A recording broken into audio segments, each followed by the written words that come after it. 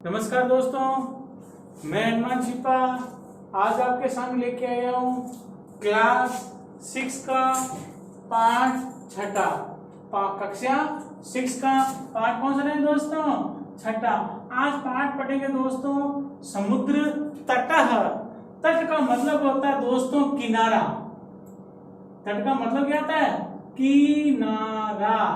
तट का मतलब होता है किनारा और समुद्र का मतलब आप जानते हो समुद्र है ना, मतलब समुद्र का किनारा। समुद्र का किनारा, तट का मतलब किनारा होता है। तो आज अपन पढ़ेंगे दोस्तों समुद्र का किनारा। ये लेसन दोस्तों बहुत ही अच्छा लेसन है और ये लेसन आपके लिए ज्ञानवर्धक है। ज्ञानवर्धक क्यों है? क्योंकि इस लेसन के अंदर हमारे देश में समुद्र के किनारे कहाँ कहाँ पर है ना, दूसरा उस किनारे पर क्या क्या होता है, फिर समुद्र के जो ये 3 किनारे वो कहाँ पर आकर मिलते हैं, है ना, और भी बहुत सारी बातें हैं जो अपन इस पाठ के अंदर पढ़ेंगे। और दोस्तों अपन ने अभी तक 1 से 5 पाठ पढ़ लिए हैं, है ना, और आज अपन छठा पाठ पढ़ेंगे। चले दोस्तों, क्या कह रहे हैं? ऐसा का मतलब होता है दोस्तों यह। ऐसा का मतलब क्या होता है? यह। अब समुद्र तटः, समुद्र भी दोस्तों कौन होता है? पुल्लिंग होता है शब्द। समुद्र कौन होता है? पुल्लिंग होता है। तो कह रहा है ऐसा समुद्र तटः, यह समुद्र का किनारा है। पानी होता है ना, जैसे मान लो ये पानी है ना, तो ये इसका किनारा, ये इसका किनारा है ना। तो क्या कह रहा है? ऐसा समुद्र तटः, यह पानी का, यह समुद्र का किनारा है। अत्र जनः पर्यटनाय आगच्छन्ति। पर्यटनाय का मतलब होता है दोस्तों घूमने, है ना। पर्यटनाय का हो जाएगा घूमने के लिए, जिसको अपन इंग्लिश में क्या बोलते हैं? टूरिस्ट बोलते हैं ना, घूमने के लिए। और इस बार आपको पता ही है सारा मामला रफा दफा हो गया ना, एक भी व्यक्ति घूमने के लिए बाहर से नहीं आ पाया, नहीं आ पाया।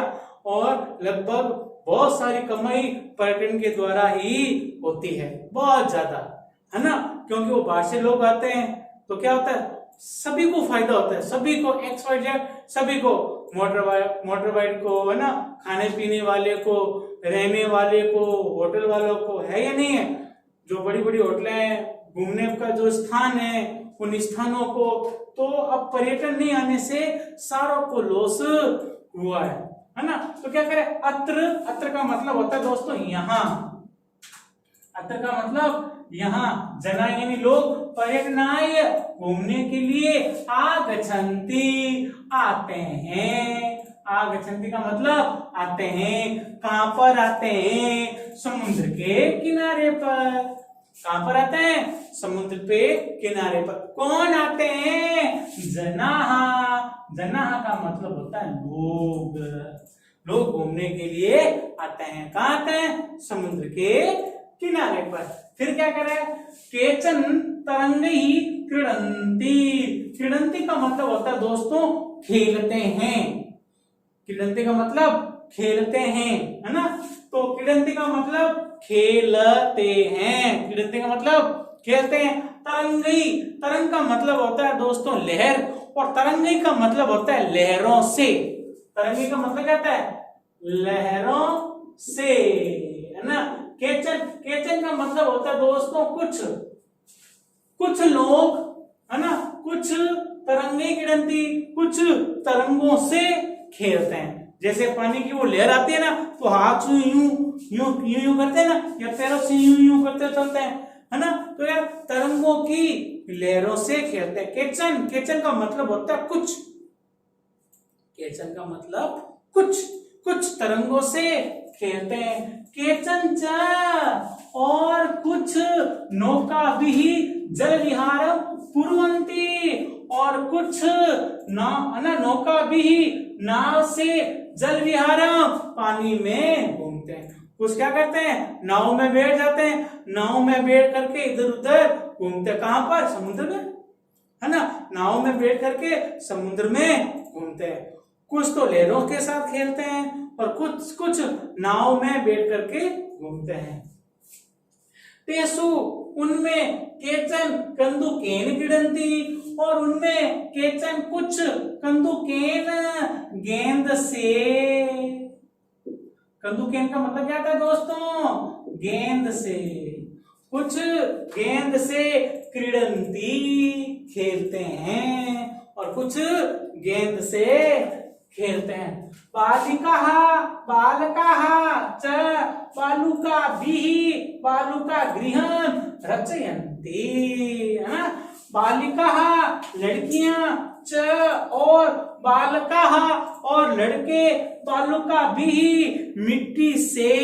बालुका मतलब क्या था? मिट्टी। बालुका भी मिट्टी से बालुका गृह मिट्टी का घर रचयन्ति बनाते हैं। लड़के और लड़कियां मिट्टी से मिट्टी का घर बनाते हैं।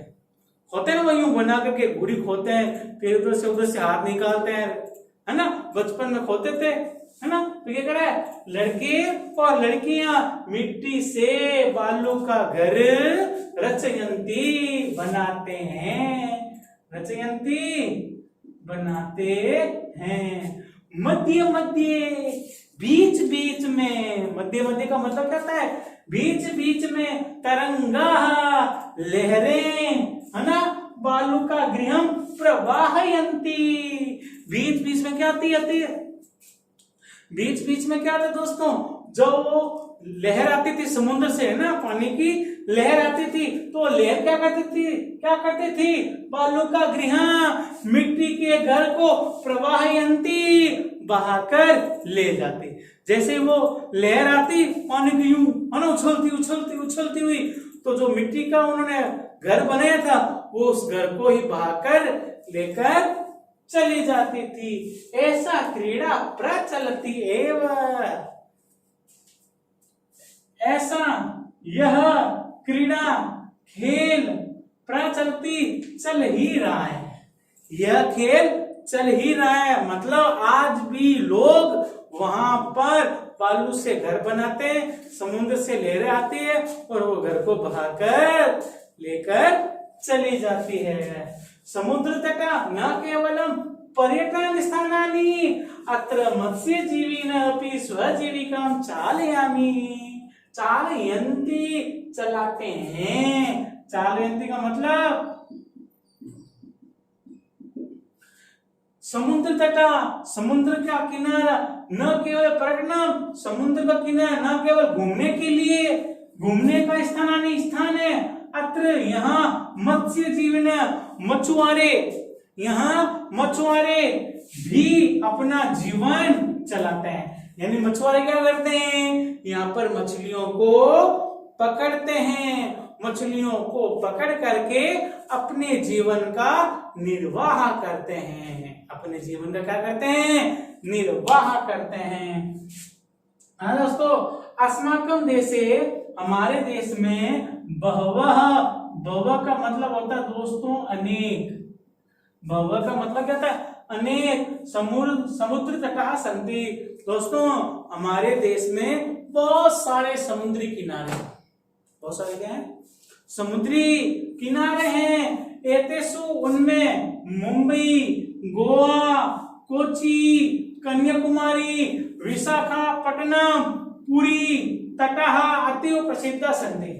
अब हमारे देश में बहुत सारी जगह है जहां पर समुद्री किनारा है। उनमें से मुख्य कौन है? पहला है मुंबई, दूसरा है गोवा, तीसरा है कोची, चौथा है कन्याकुमारी, पांचवा है विशाखापट्टनम और छठा है दोस्तों पुरी, उड़ीसा, है ना। छठा कौन सा है? पुरी, है ना।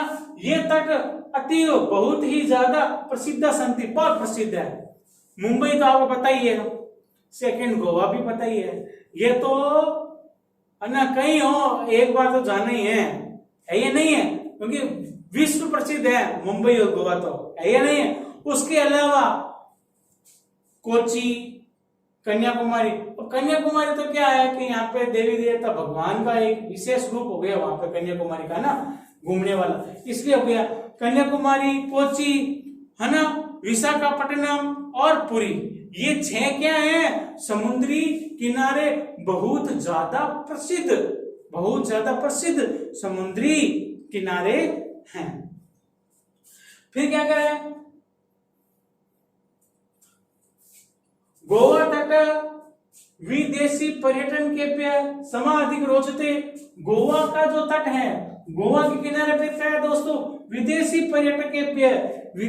पर्यटकों के लिए, जो विदेश से जो लोग घूमने आते हैं उनके लिए समाधिक रोचते, सबसे अधिक पर्यटक घूमने आते हैं गोवा के तट पर।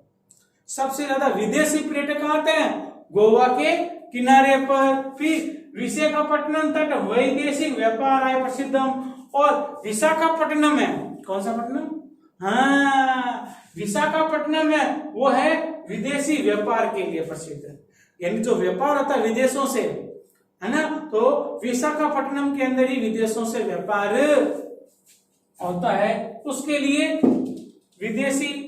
विशाखापट्टनम किसके लिए, विदेशी, विशाखा विदेशी, विदेशी विशाखा, है ना, विशाखापट्टनम विदेशी व्यापार के लिए प्रसिद्ध है। कोची तट, है ना, नारिकेल फलेभ्य, और कोची तट किसके लिए, नारियल के फलों के लिए। कोची किसके लिए, नारियल के फलों के लिए। मुंबई नगर से जुहू तटे सर्वे जन स्वरेर विहरन्ति। मुंबई नगर से, मुंबई नगर के जुहू तट पर, मुंबई नगर के जुहू तट पर सर्वे जना, सभी लोग, स्वीवरम विहरन्ति, अपने आप घूमते हैं, यानी मुंबई नगर के जुहू तट पर सभी लोग आराम से घूमते फिरते हैं, घूमते रहते हैं। वहां पर इतना विशेष नहीं है, जुहू तट घूमने के लिए है वहां पर, है ना। मुंबई नगर के जुहू के तट पर सभी लोग आराम से घूमते हैं। चेन्नई नगर से, चेन्नई नगर का मेरीना तट, चेन्नई नगर का मेरीना तट देश के सागर तटेषु दीर्घतम, है ना। चेन्नई नगर का मेरीना तट जो है, चेन्नई नगर का मेरीना तट जो है, चेन्नई नगर का मेरीना तट जो है वो क्या है, सब समुद्रों में सबसे बड़ा किनारा है, यानी चेन्नई नगर के मेरीना तट देश का समुद्र में सबसे बड़ा किनारा है। एक लाइन भूल गए दोस्तों अपन, है ना। कोची नगर नारियल फलेभ्यः ज्ञायते। कोची तट, कोची का किनारा नारियल फलेभ्य, नारियल के फलों के लिए जाना जाता है ना।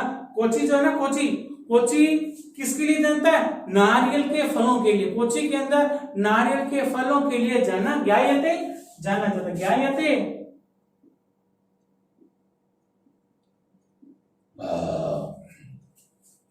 कोची तक किसके लिए जाता है, नारियल के फलों के लिए जाना जाता है। मुंबई नगर का जुहू तट सभी लोगों के घूमने के लिए जाना जाता है। चेन्नई नगर का मेरीना तट देश का सागरों में सबसे बड़ा किनारा है, यानी चेन्नई का जो मेरीना तट है वो जितने भी समुद्र है उन समुद्र में सबसे बड़ा किनारा, भारत के अंदर सबसे बड़े किनारे वाला समुद्री किनारा कौन सा है, चेन्नई वाला मेरीना तट।